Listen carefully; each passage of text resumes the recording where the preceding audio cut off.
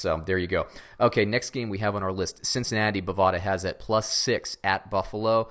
Brad and I both are on Buffalo here. It's time that we have to start giving some credit where credit is due. Buffalo's got a really strong defense. Cincinnati's having no ability to run the ball in the first couple weeks of the season, and they played a couple of strong defenses. Well, it's not getting any better.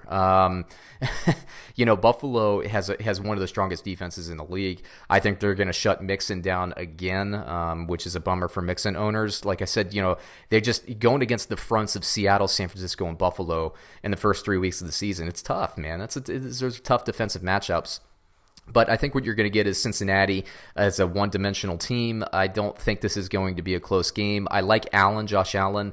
I'd like to see them use Devin Singletary more. I'd like to see them hit more running backs out of the flats and get Josh Allen kind of in the groove of things. Right now, that seems like they're using the run to set up the pass, but I don't like I don't think the rushing attack is as good at this point because they're using Frank Gore. He's not getting a lot of yards per carry. No disrespect to Gore. I like him. I think they should have the lion's share of the carries go to Devin Singletary and then have Gore go through the tough up the middle stuff. And I think that's what we're going to see moving forward.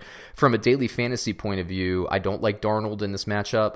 I actually like Josh Allen as a daily fantasy option. I think he's going to be less expensive, and he does get you rushing touchdowns and running yards. At running back, I like Singletary a lot more than I like Mixon. I like Frank Gore actually to do okay. I think both of these running backs in Buffalo are playable. At wide receiver, I think John Ross will probably have a better game than Tyler Boyd, even though Tyler Boyd is the better of those receivers, in my opinion. But I think Ross will continue his hot streak to start the year. In Buffalo, I could go either way. I think John Brown's probably the one to play there.